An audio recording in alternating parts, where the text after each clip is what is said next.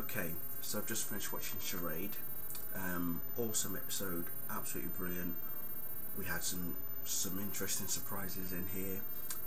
First of all, I just want to congratulate Brian Peterson, Smallville executive producer. This was his directorial debut.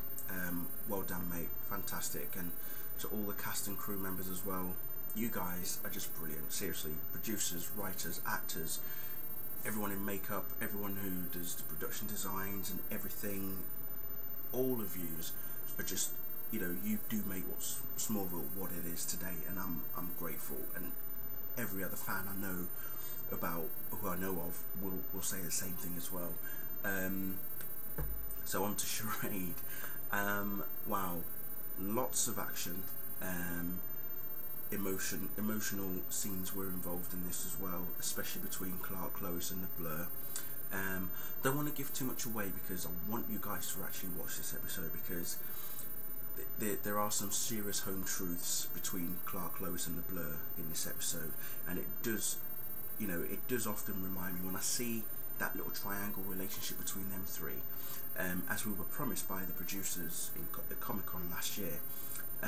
It does take me back to like reading the comics and watching the Superman movies and stuff, where especially in Superman the movie, Lois is so into Superman that doesn't really give much attention to Clark at all, whereas what they've done in Smallville is they've paired Lois and Clark together, and even though Lois completely has fallen head over heels for Clark, they've actually not really both admitted that they love each other, which is addressed in this episode as well.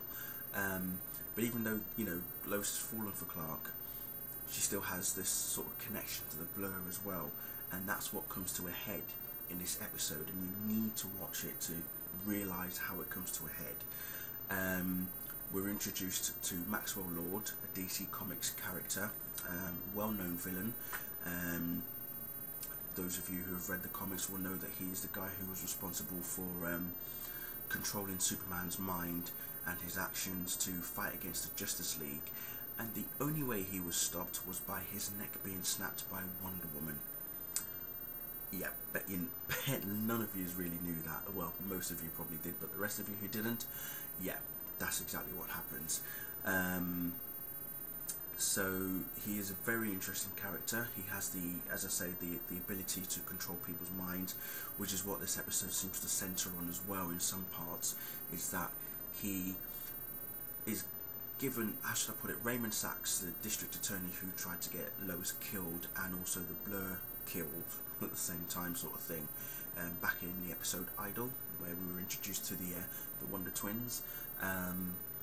He's released from prison and is straight away, wanted to get back on the scene to get after the Blur and everything. So he's helping Maxwell Lord gather a group of people who have seen glimpses of the Blur, so that he can get the true identity of the Blur. And obviously the main source is Lois, and it's quite interesting to see how he tries to get the information from Lois's mind, and he realizes that it's not an easy task at all, and there's a reason for that. And as I say, you've got to watch the episode. You've really got to watch the episode to understand it. There's a bit of identity. This, as I say, it's an identity crisis as well. This episode as well. I'm only going to say 2 words here: Red Queen. You have to watch the rest of it to realise what I've just said there. But yeah, Red Queen, and I'm not going to say any more on that. What else have we had? I think the main focal point of this episode is the trust issue between Clark and Lois, and also her relationship with the Blur, and how eventually, well, actually, no, I don't want to say it. You have to watch it, seriously, you do. I don't really want to give too much away, and if you have watched it, please do not mention anything in the comments below, because I really don't want people to be spoiled for this episode. They have to watch it. If you do know what I'm talking about, send me a message or ask me a question on Formspring. You've got the link. I'll put it again at the bottom.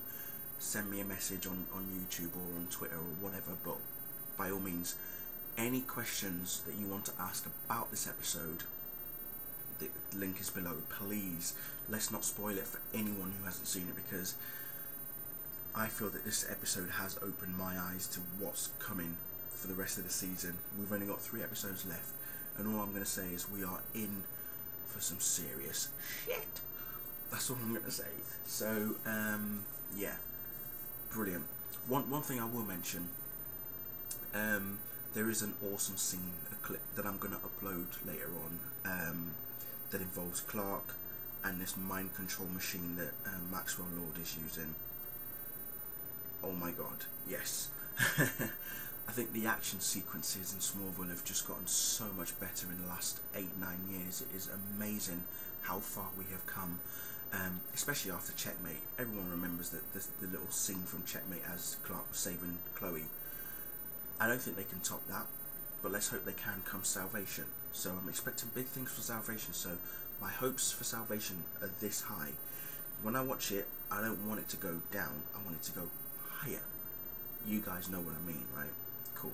So I'm going to leave it there, and as I say, if you have seen it, remember, please don't leave any comments below. Send me questions of what you think, what your theories are.